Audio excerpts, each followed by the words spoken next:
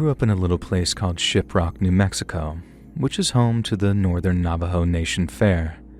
It rolls around every fall for a couple of days, and like most kids around there, I was taught to have a lot of pride in my people and my culture, especially when it came to the concept of our guardianship over the land. I was born back in 1957, just in time for the hippie movement to sweep the nation around the time of my 10th birthday. The long-haired day trippers over in San Francisco had declared it the Summer of Love and talked about peace, love, and harmony with nature. I could get down with the first two parts for sure, but it was the third part that really struck a chord and resonated with that sense of guardianship I too came to feel. I wanted to protect Dinata, which is the Navajo word for our homeland, and by the time I got to high school, a lot of my friends were dead set on joining the military as a way of doing just that. It was good money. It invoked the warrior spirit of our ancestors, and if you were defending the USA, then you were helping defend the Navajo too, right? I guess a lot of people thought that way, but me personally, I thought they were crazy. It was 1971 when I started high school, and by then, all the bombs, blood, and body bags I'd seen in the newsreels from Vietnam meant I had no intention whatsoever of joining up. I might not have been the sharpest knife in the drawer, but I knew that there were no Viet Cong in San Juan County. But what was in San Juan, and had been since before I was born, were a whole bunch of mining companies who didn't always play by the rules when it came to disposing of toxic waste products. I can't put it all on the mining companies. Unregulated grazing and industrial encroachment had also left scars on the land, but the mining companies had a bad reputation for a damn good reason, because the uranium mines they left abandoned had leached poison into our soil and water. They did the most damage, so to me, it was them that Dinata needed protecting from most. So instead of choosing a warrior's path, I chose a scholar's. I graduated from the University of New Mexico with a bachelor's degree in environmental science in 1975, but in between study sessions, I was volunteering with the Navajo Nation's environmental programs. Working with those programs was a work experience goldmine. Then after graduation, I heard from a professor that the EPA was hiring in Region 6, which covered my home state of New Mexico. The application process was long and tiresome, but after months of waiting, I got a call back for an interview. I wore my best bolo tie, spoke plainly about why I wanted the job, and while I leaned on my fieldwork and studies, I also made it clear that I knew the land as a Navajo, not just as a scientist. A few weeks later, I was offered a position as an environmental scientist with the EPA's Region 6 office based in New Mexico, and it was a dream come true. I started in early 1979, and while the work was challenging, every sample I took and every report I wrote was a step toward protecting our ancestral lands. I carried the weight of my ancestors' teachings, their respect for Mother Earth, into every meeting and every field assignment. But just 5 months into my job, the land that I'd sworn to protect faced a catastrophe that shook all of us to our cores. In the morning of July 16, 1979, at around 5:30 a.m., a dam at the uranium mills up in Church Rock gave way. The breach unleashed over 1,000 tons of radioactive mill tailings, which is sandy, radium-laced debris from uranium processing, and 94 million gallons of radioactive wastewater into the Puerco River, which then flowed downstream by around 80 miles through McKinley and Navajo counties.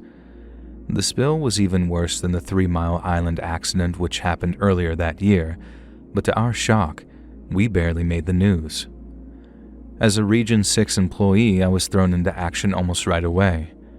I joined the teams collecting water and soil samples, and we quickly determined radiation levels in the Puerco River were over 7,000 times the level we'd considered dangerous. We put signs up warning people to avoid the river. Many Navajo families either didn't get the news or had no other choice. Goat herders, for example, were some of the worst affected. Their livestock drank from the river and later died or gave birth to deformed or inviable offspring. Then, to make matters worse, the governor refused to declare a federal disaster area, which left many Navajo communities without aid they urgently required. I knew I was needed at Church Rock, and I knew I could do some good there. So within 24 hours of returning from the testing teams, I was pushing for a transfer. I pressed my supervisors, arguing that my experience with the Navajo Nation's environmental programs made me ideal for the task. And then, in September of '79, my persistence paid off.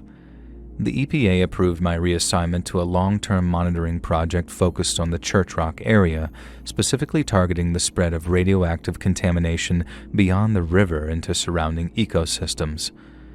The assignment wouldn't be a glamorous one.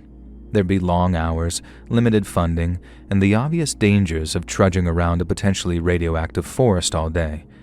But it also meant an opportunity to serve Dinata directly, so without a moment's hesitation, I took it.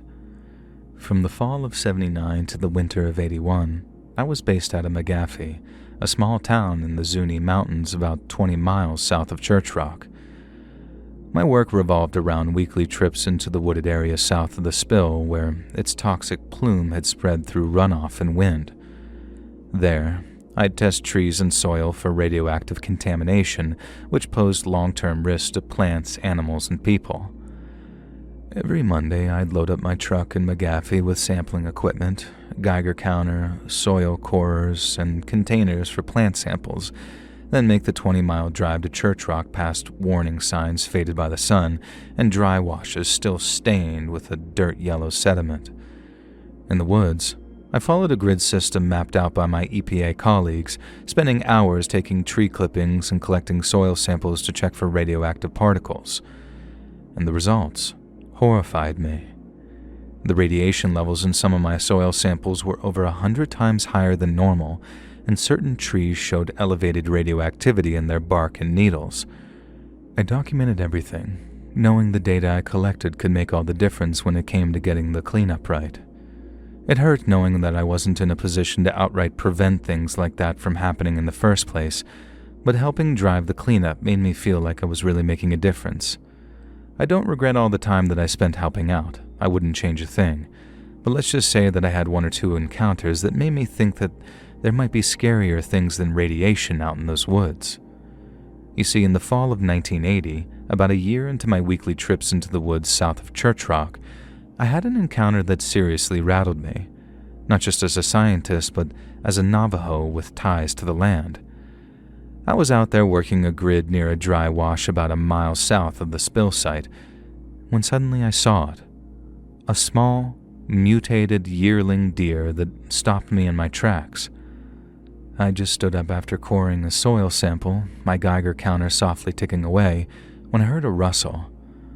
I looked up, expecting a rabbit or maybe a coyote, but instead, there it was, no taller than my waist, standing around 20 feet away in a rough clearing. It wasn't aggressive. It just stared at me with one cloudy eye.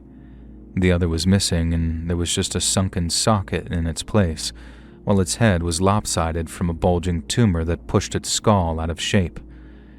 Its legs were all wrong, with the front right so bent that it hobbled even while standing still, and its fur was patchy too, with bald spots showing scabby, discolored skin and a stunted tail that was barely a nub. It didn't move toward me or flee. It just stood there with its breathing very shallow, like it was too weak to do much of anything else. And my first thought was radiation. Chronic exposure causing mutations, especially in younger animals developing in contaminated areas. This deer's deformities, its cranial asymmetry, missing eye, and limb malformation were almost an exact match with the kinds of things folks saw at Chernobyl in the years that followed. The Puerco River was still an irradiated mess, and the deer either drank from it, grazed on contaminated plants, or its mother drank from it while pregnant and passed the poison on. I noted the location in my field book and made a note of that deer's deformities. It made for a very terrifying sight, but as a Navajo, the sight hit deeper. Our ancestors teach us to live in harmony with animals, almost like their family, so seeing this fawn all twisted up and suffering like that, it felt like a violation of that harmony. I checked my Geiger counter and it spiked slightly, about 0.2 millirem per hour higher than the surrounding area. This suggested the young deer might have been exposed to contaminated sediment. I didn't approach it, partly to avoid scaring it and partly because I didn't want to risk contamination. It watched me for maybe a minute and then limped off into the trees. I didn't follow. Instead, I marked the spot for follow-up sampling, knowing that I need to report the encounter to my EPA team as soon as possible. We'd seen sick livestock. A lot of Navajo herders had lost sheep with similar deformities, but that was my first direct encounter with a wild animal so clearly affected by the spill, and I'm not ashamed to say that it left me very, very shaken. I drove back to McGaffey that evening with a heavy heart. My data would go into a report, and I could no doubt use it to push for more cleanup, but the feeling that poor animal gave me was something that I couldn't put into words. Sometime after, in the summer of 1981, I was still heading out on my weekly monitoring trips when a wildfire broke out in the woods south of Church Rock. One of my coworkers, a fellow scientist named Tom, got caught in the fire's path, and what he claimed to have seen while escaping left me wrestling with both my scientific skepticism and my Navajo roots. It had been an unusually hot and dry July, and the woods were a tinderbox after weeks without rain. Tom had gone out early to collect water samples from a wash near our monitoring grid, about 2 miles south of the spill site. I was in McGaffey testing samples when we got word of smoke rising from the trees, and by morning, reports were coming in of a fast-spreading fire that wind was pushing southwest, directly toward our monitoring area. I was in the office, coordinating with our team, when we lost contact with Tom. The fire was moving too quickly for us to send a truck, and the Forest Service was already stretched thin. We just had to sit tight and pray that he'd be okay. Well, our prayers were answered, and by late afternoon, firefighters found Tom staggering out of the woods near Red Rock. He was barely conscious, black with soot and coughing violently from the severe smoke inhalation, but he was alive. Firefighters rushed him to Gallup Indian Medical Center, where he was treated for burns and respiratory damage. When I visited him the next day, I was relieved to see him alive, but I was incredibly shaken by how close we'd come to losing him. About a week later, when Tom was stable, he gave a statement to the firefighters, and as an EPA official, I got my hands on a copy of their report. It detailed Tom's escape, and as harrowing as it all was, one part stopped me dead cold. Tom said he'd been collecting samples when he noticed the burning smell, and assuming it was some campers that had strayed too far into the exclusion zone, he started walking towards the flame. Then by the time he realized it was a forest fire, the flame was already visible through the trees and the smoke was thickening fast. With the fire closing in, he dropped his gear and just ran, but as he fled, he claimed that he saw something impossible. A huge sphere of flame, about 6 feet around, floating slowly through the woods, maybe 10 to 15 feet off the ground. He said it moved steadily, not flickering like regular flames, but burning up tree trunks as it moved through them. And although he admitted the smoke and the panic made everything a little blurry, he swore it wasn't any kind of hallucination and that he knew what he'd seen. The firefighter's report noted that Tom's account of the sphere was likely a stress-induced misperception of either a large burning branch or debris caught in an updraft. They'd seen no evidence of anything unusual in the burn patterns, just a typical fast-moving wildfire that scorched around 100 acres before containment. But while reading the report in my office, I wasn't so quick to dismiss it. As a Navajo, I'd grown up hearing from elders about strange lights in the woods, small orbs of flame, sometimes called witch lights, that are signs of restless spirits.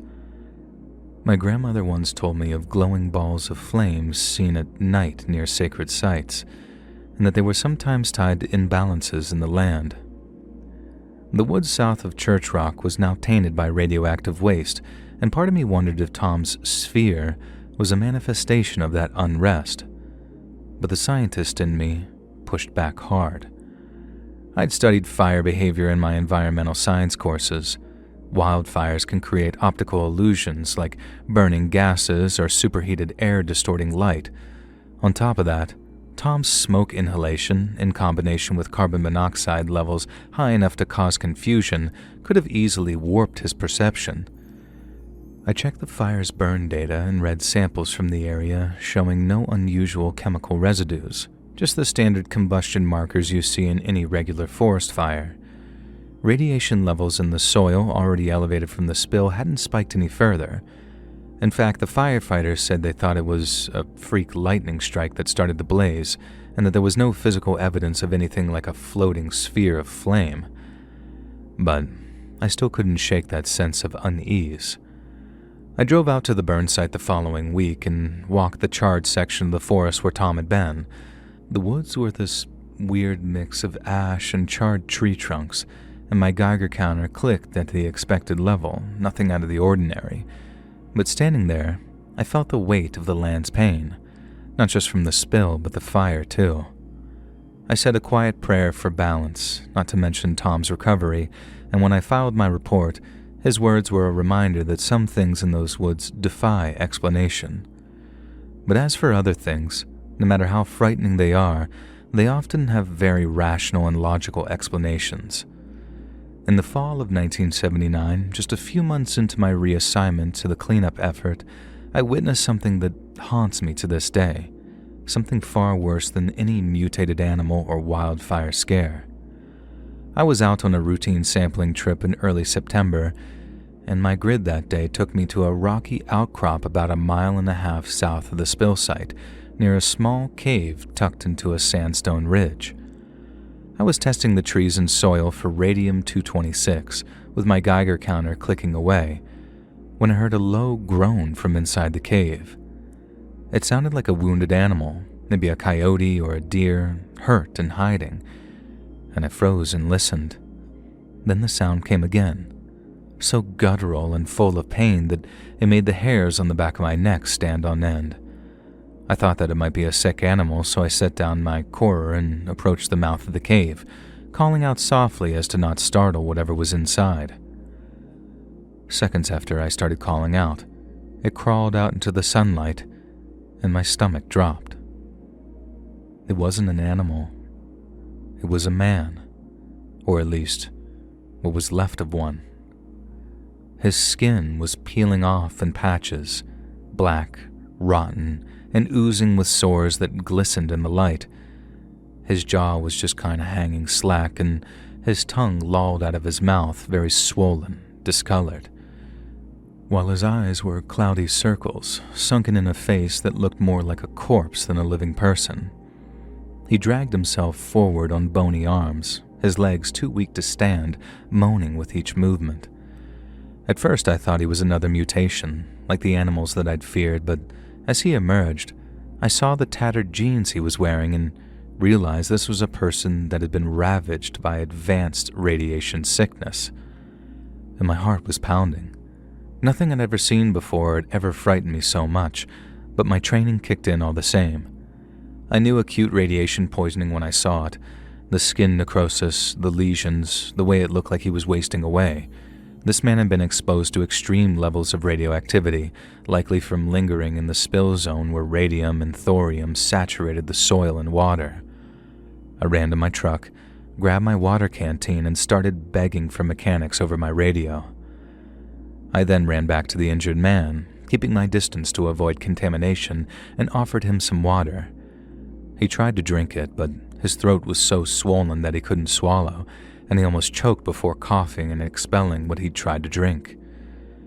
His groans were weaker by then, his breathing very ragged, but I stayed with him, speaking softly and trying to reassure him he'd be okay until a Forest Service crew arrived with a stretcher. They rushed him to that medical center, but sadly, I learned later that he died in the hospital. My soil samples from near that cave showed radium levels 100 times above those considered safe, enough to kill anyone who lingered there unprotected, and later I got my hands on a copy of that report. He was a hermit, a Navajo man in his 50s who was known to live off and on in the woods near Church Rock. No one knew his full story. Some said that he'd been a miner, others said that he just preferred solitude. But what we knew for certain was he'd either ignored or never heard the EPA's warnings to stay away from the contaminated area. The spill's toxic plume had spread through the washes and into the caves where he likely took shelter. There was also a good chance that he'd been contaminated by drinking from tainted streams or eating tainted plants. Autopsy reports confirmed a lethal radiation exposure. His bone marrow was destroyed, his organs failing, and his skin was literally rotting from the inside out. I was furious, and I wasn't the only one. The spill's radioactive tailings, left largely uncleaned by United Nuclear, had poisoned the land, and this man had paid the ultimate price. I wrote it up in my report, pushing for more aggressive cleanup and better outreach to remote communities. I'd seen sick animals in polluted rivers, but this was different. He was one of us, a Dine, lost to the poison we were fighting. That night in McGaffey, I sat outside, staring at the stars and prayed for forgiveness for not doing enough. But the conclusions to those prayers only hardened my resolve to keep testing and keep fighting so that no one else had to crawl out of a cave, rotting from the inside out while still alive. And by the winter of 1981, my time at Church Rock had ended when the EPA reassigned me to other projects across New Mexico. Resources were tight, and the spill, despite being the largest radioactive disaster in the nation's history, faded from the headlines and the agency's focus shifted. I had to move on to new assignments, but the memories of Church Rock clung to me like the red dust on my boots. The mutated fawn limping through the woods, the strange fireball my coworker swore he saw in the wildfire, and worst of all, that hermit crawling from the cave, his skin rotting from radiation sickness. All those images have been completely tattooed onto my consciousness. The memories push me to keep going, to keep fighting the good fight for my people and our land, even when the odds felt stacked against us. But above all, the spill had exposed how little the government prioritized Navajo lands. Church Rock was a hard lesson in reality. United Nuclear barely cleaned up 1% of the 1,100 tons of spilled waste, and the Puerco River stayed toxic with radium levels still far above safe limits. Families were still too afraid to drink from their wells, herders were losing livestock, and the deep distrust of federal promises grew even deeper. I carried the weight of what I'd seen, the hermit's groans, the fawn's twisted limbs, and used it to drive my work forward. There were no easy fixes, no heroes swooping in to save the day. The land was still contaminated and the threat to my people remained. But those 2 years taught me to stay in the fight and to keep pushing for our homeland's health, even when everything seems stacked against us.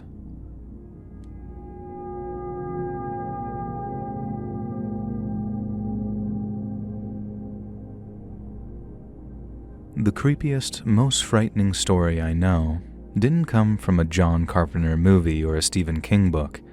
It came from a little old lady that I met out on a hike one day out near Cross Timbers Park here in Kansas. I was in my late 30s, and hiking had become my way of taking a break from the daily grind. I liked the quiet, the way it cleared my head and kept me grounded. So, one warm afternoon in late spring, I decided to drive up to the state park to hit the trails and work off some stress. That day, the park was dead silent, and I felt like I was the only one around for miles. I'd been walking for a couple of hours following a trail near the edge of the park that wound past little clearings when I stumbled onto something I wasn't expecting. In a small meadow surrounded by trees with the late afternoon sunlight poking through them, I found 4 graves. The headstones were old and beat up, leaning a bit like they were worn out from standing there so long. I got closer, brushing away some tall grass to read them. The names were faded and tough to make out, but I could tell they were all from the same family, brothers and a father it looked like. There was nothing weird about family being buried right next to each other, especially back then. But the thing that really caught my eye and sent a little shiver down my spine was how they all had the same date of death, April 7th of 1859. I remember standing there staring at those stones, wondering what could have taken out a whole family in just one day. Was it a sickness of some kind, maybe some kind of accident, or was it something darker? My curiosity got going, and I couldn't help but hang around trying to figure it out. Then as I was poking around the graves, I heard footsteps crunching behind me. I turned and saw a woman walking across the meadow towards me. She looked to be in her late 50s, and without trying to sound mean, she didn't look like she took care of herself too good. She looked sharp, though, and had this serious, determined look in her eyes as she approached. She asked why I was trespassing on her land, and when I assured her that I didn't mean to and I was just interested in the graves, she softened up on me a little. I told her I was just hiking through the park, and I guess I just strayed off the trail a little too far, and then I told her my name and said it was a pleasure to meet her. And that made her smile, and after telling me her name was Martha, she said she was the great-great-granddaughter of one of the men buried there. Hearing that was kind of exciting, I guess, because it meant that there was a chance that she knew what happened to them.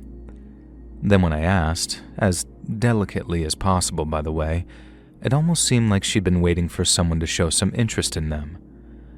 Without me asking too much, she launched into the story of her doomed forefathers, a tale her family had passed down for years, and let me tell you, that juice was well worth the squeeze. She started by explaining the times her great-great-grandfather lived in. They called it Bleeding Kansas back then, a messy, violent period when people were fighting over whether Kansas would be a free state or a slave state, and her great-great-grandfather, a guy named Ezekiel, found his family caught up in that. And back then, the state of Kansas was flooded with weaponry. The New England Emigrant Aid Company would send what appeared to be crates of Bibles to the Free Staters, but the crates were actually filled with Sharps rifles, or what they called Beecher's Bibles back then. The slavers got shipments too, mostly from pro-slavery supporters from Missouri, but also from sympathizers in the wider South. It was like a practice round for the Civil War, which came a few years after, and it was also complete chaos too. So a lot of those shipments I mentioned there didn't make it into the hands of those they were intended for. Which brings me nicely to the fly-by-night firearm traders that were roaming around, selling stolen or misplaced weapons to anyone with a few bucks to buy them. Ezekiel, I was told, had gone into the woods one day to meet one such rifle salesman. He wanted rifles and shotguns to keep his family safe from the slavers that might raid his family farm, but since he didn't have the time to ride all the way into Coyville or Toronto to visit an established gun store, he took a chance with the man in the woods. But after heading out into the trees, poor old Ezekiel never made it back home. His father and brother started to get worried about him, so off they went into the woods to find him. But then instead of bringing home their kin alive and well, all they found was his body. Zeke wasn't just dead either. He was torn up real bad, mutilated like something unholy had been done to him. Martha said she was told that it looked like some kind of ritual, though she'd never been told the gorier details. I could picture it though, at least in my imagination, and boy did it give me the creeps. As you can imagine, Zeke's family didn't just let it go, and they swore a terrible and bloody revenge against the people who murdered him. They heard a guy in the next town over was selling rifles in the exact same way, as in organizing meetups in the woods. So Ezekiel's pa and brothers rode out there to track him down. They asked around, got the townsfolk to tell them where the salesman was hiding, and then headed into the woods to get revenge. But just like Ezekiel, they didn't come back. A couple of days later, someone found their horses tied to some trees near an old wooden church that had been left to rot. A search party went out, found the falling down church, and then they searched the place to rule out the missing men being inside.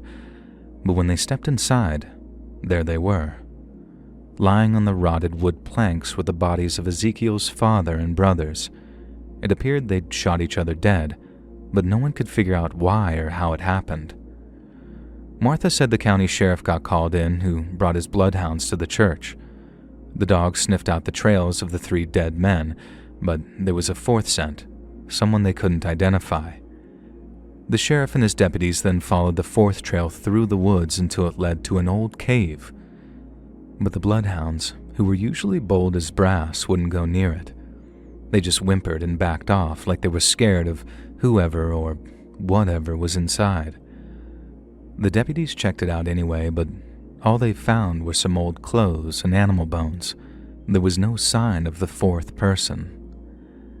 I remember how, when she got to that part of the story, Martha stopped talking for a few moments as her gaze wandered off, like she was seeing that cave in her mind's eye. And then she told me what she thought happened, and theory or not, what she said sent a chill through me. When she said she believed her forefathers ran into the devil himself, she was dead serious. She believed this thing of evil tricked them into killing each other by feeding them lies. She thought about it long and hard, and she couldn't think of anything else that properly explained it. Her forefathers were good men, she said, but that's all they were, men. Martha then quoted a Bible verse about how men were vulnerable to the devil's ways, saying, "Many a victim has he laid low, and all his slain are a mighty throng." I wasn't sure what to think. I asked if there could have been another explanation, or if there was some kind of family feud she didn't know about. She just shook her head and said that she knows the devil walks the earth, looking for people who are weak or angry. Her family was both, she reckoned, grieving Ezekiel and out for blood. According to her, it made them easy pickings. I didn't argue with her. I could see she believed it with all her heart, and honestly, the story was heavy enough without me trying to poke holes in it. 4 guys from one family, all gone in such a brutal way. Devil or no devil, it was pretty messed up. And we stood there by the graves for a while, not saying much of anything, just taking everything in. And then, as the sun started to go down, I thanked her for telling me the story, and she gave me this small, sad smile in response. She said it mattered to keep their memory alive, that they didn't deserve what happened to them. I nodded in agreement, thanked her for the story, and then said my goodbyes and got back on the trail. I tried to focus my mind elsewhere, trying to figure out how long it'd take before I was back home and preparing dinner. But no matter how much I tried, I couldn't stop thinking about Martha's story, and the more I thought about it, the more the woods didn't quite feel the same anymore. Before, they'd been peaceful, but then it felt like they were hiding something. In the days that followed, I thought about Ezekiel heading into the woods to buy those guns, just trying to keep his family safe in a crazy time. I also thought about his father and brothers, torn up over losing him, and then going after the guy they thought did it. Something went very, very wrong in that church. Something bad enough for them to turn their guns on each other, but how? Was it the salesman? Did he mess with their heads somehow? Or was it something else? Something more in line with what Martha said about them dealing with the devil? That cave part nagged at me too. Who was that fourth person? Was the salesman working alone, or was there someone else involved? And why the hell did those dogs freak out so much?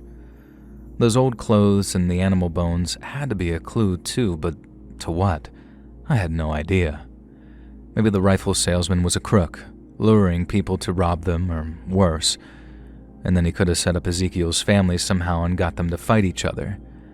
But that didn't explain the cave or the dogs acting spooked, not to mention Ezekiel's body being all cut up like it was. That made it sound more like the work of some bloodthirsty lunatic than a straight-up robbery. Martha's devil idea was way out there, but I understood why she chose to believe it. Back then, with all the chaos and death, people probably saw the devil everywhere. He was an easy way to explain the unexplainable. Personally, I wasn't sold on it, but I couldn't shake that idea. And even now I sometimes find myself picturing it in my head. Ezekiel meeting that salesman, the family finding his body, the shootout in the church, and the cave with its secrets. I didn't have answers, and maybe I never would, but that connection to the past, those lives lost in a place I just walked through, it hit me hard, and that was enough to keep me thinking about it for a long, long time.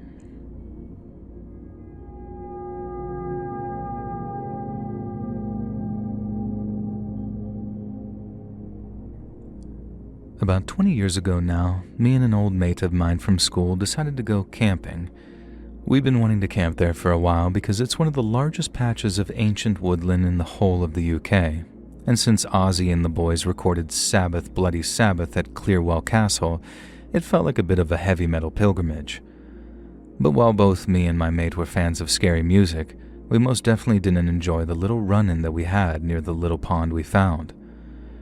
We used to camp out the back of my car basically, so after driving up and down forest roads for a while, we found this little side path that ran adjacent to a large pond.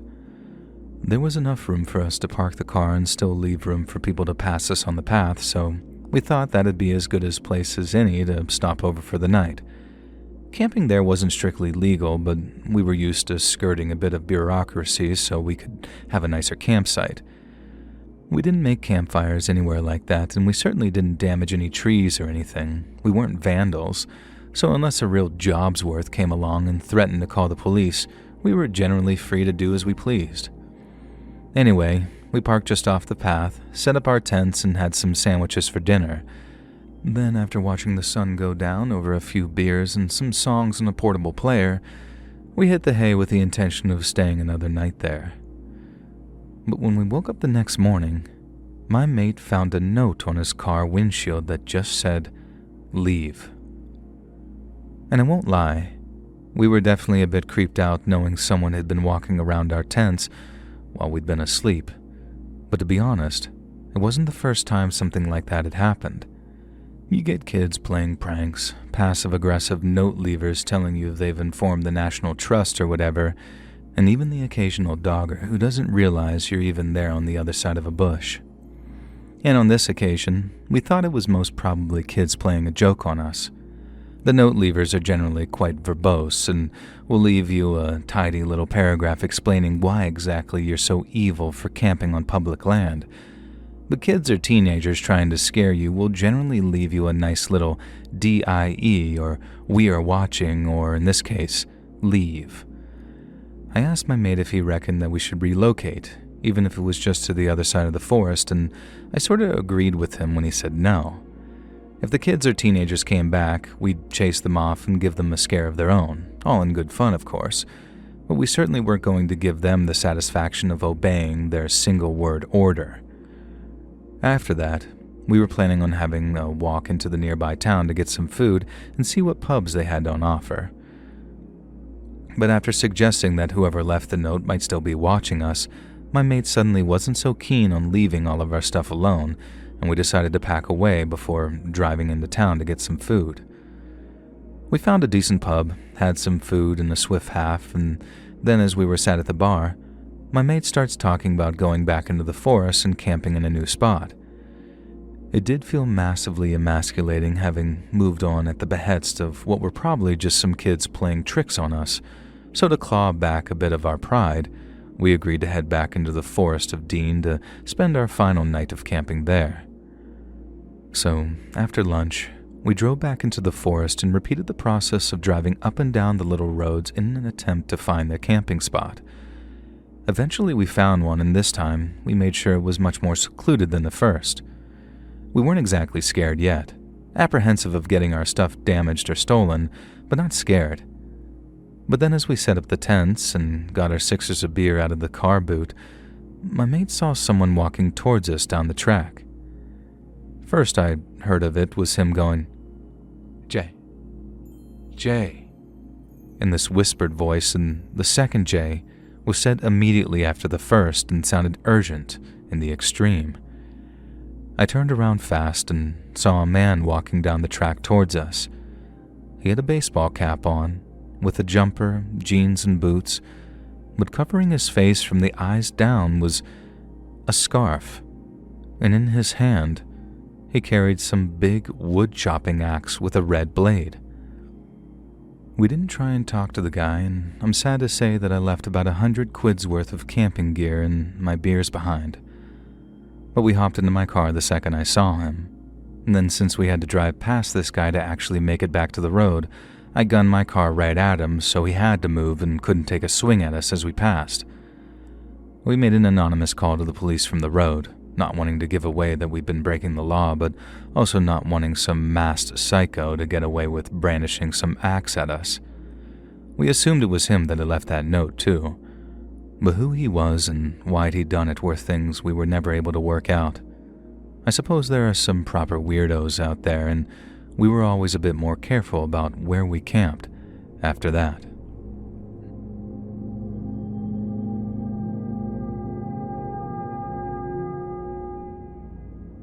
On a chilly November morning back in 1985, a hunter was quietly plodding through the forests of Bear Brook State Park near Allenstown, New Hampshire.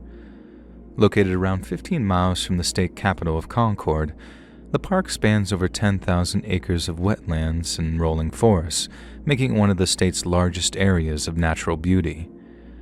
Bear Brook also offers a network of trails for hiking, biking, and horseback riding, tracks which weave through dense woods that teem with wildlife.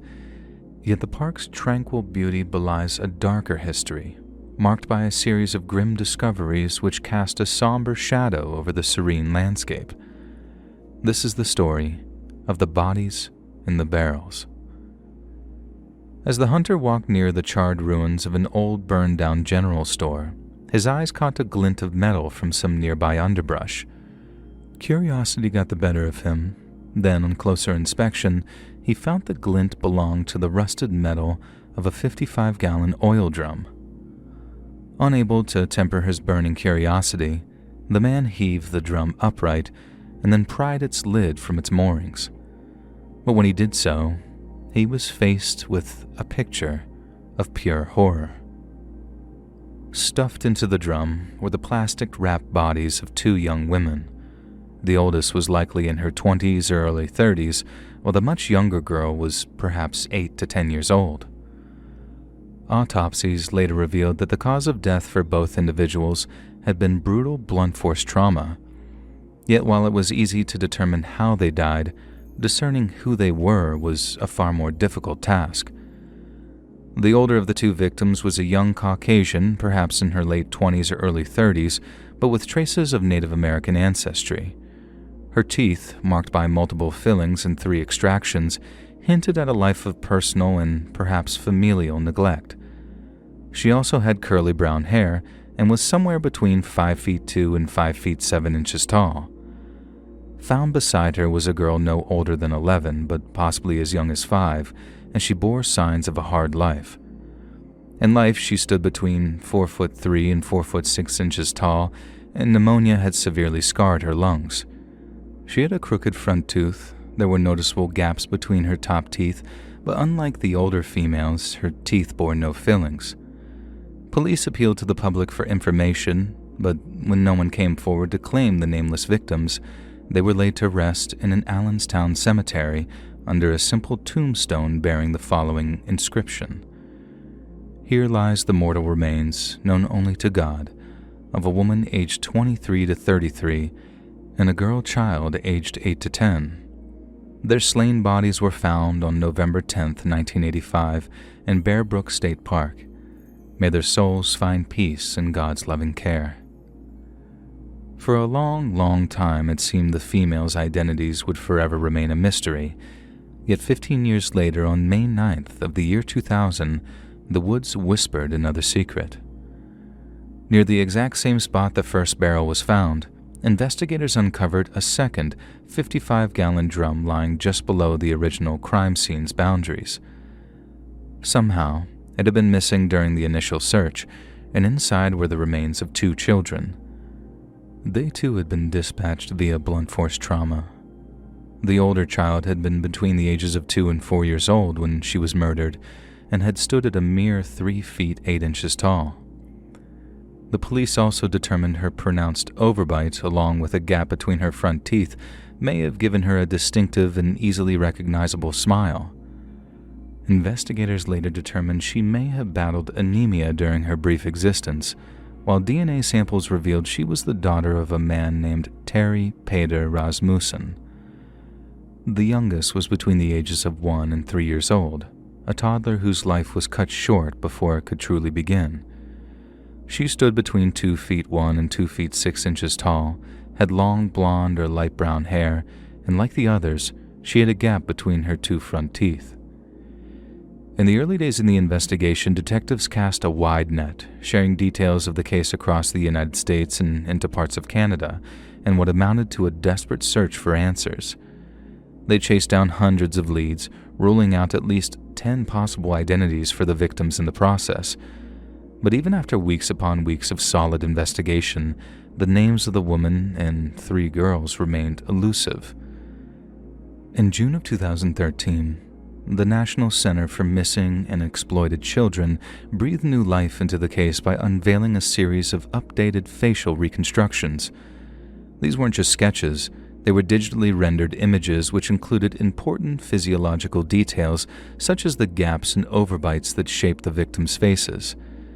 They were, however, rendered in a haunting black and white, as their skin tones and eye colors were details that had not yet been determined.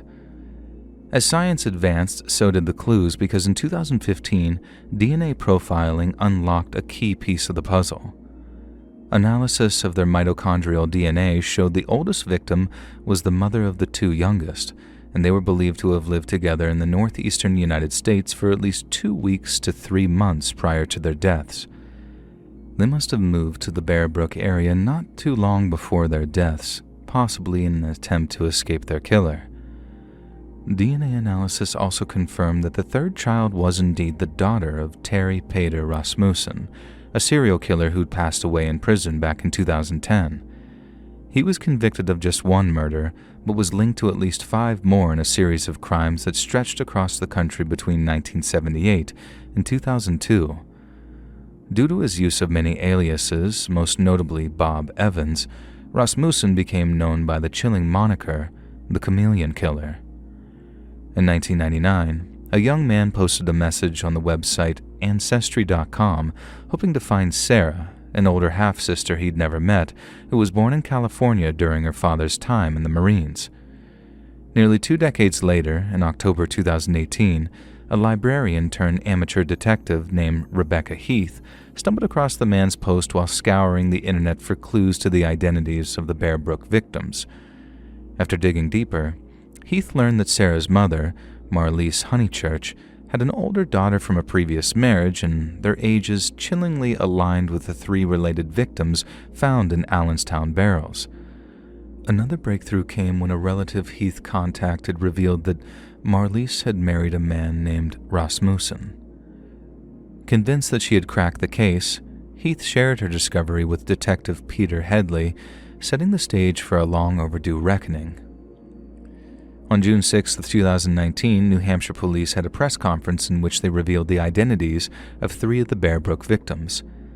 The eldest was Marlise Elizabeth Honeychurch, born in 1954, and her daughters were Marie Elizabeth Vaughn, born in 1971, and Sarah Lynn McWaters, born in 1977. The family had vanished from their home in La Puente, California around Thanksgiving of 1978. And it was deemed no coincidence that Marlise had been dating Terry Peder Rasmussen at the time.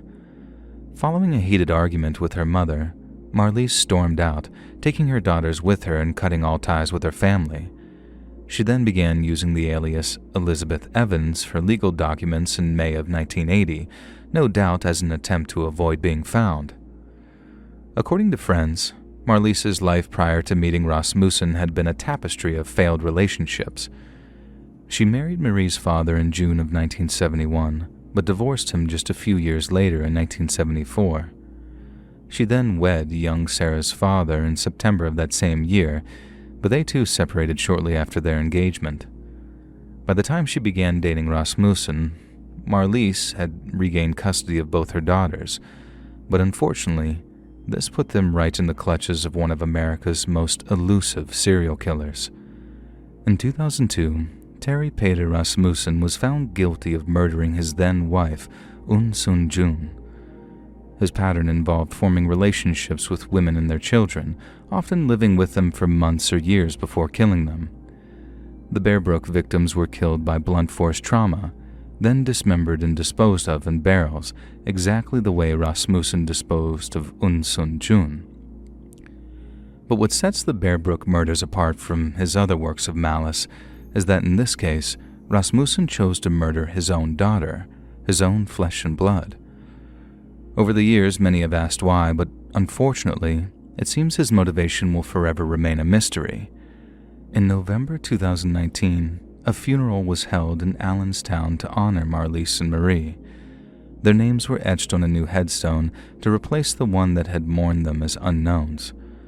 While family members, including some of Marlise's relatives and Rasmussen's daughter from his first marriage, gathered to say goodbye. Little Sarah, on the other hand, was laid to rest in Connecticut, closer to her father's family at the behest of her elderly paternal grandparents. Marlise Honeychurch, Marie Vaughn, and Sarah McWaters each had their lives cut short before being buried in rusted oil drums, but they were lucky enough to have their names restored.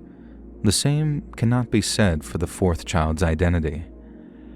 Known only as Rasmussen's daughter through advanced DNA testing, the identity of the young girl found in the second drum remains a mystery.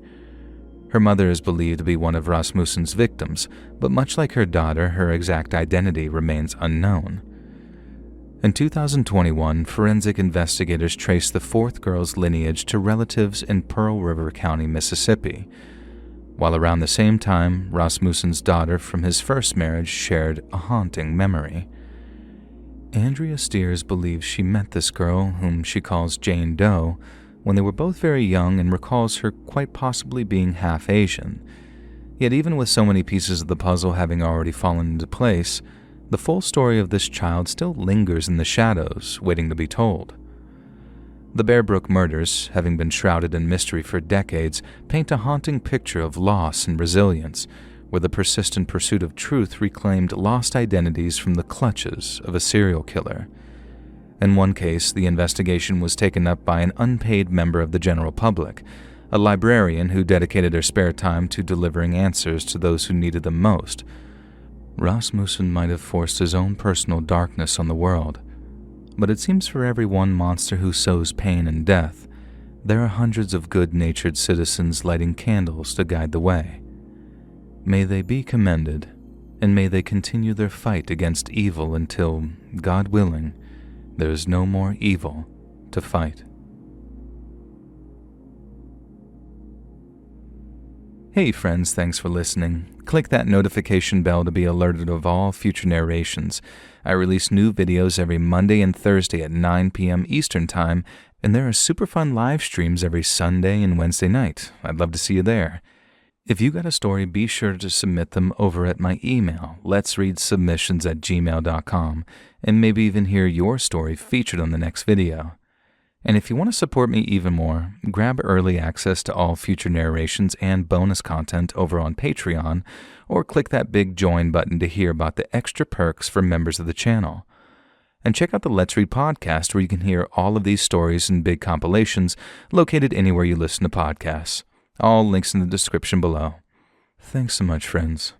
And remember, they ended up turning me into a meat pie. Gross, I'd say.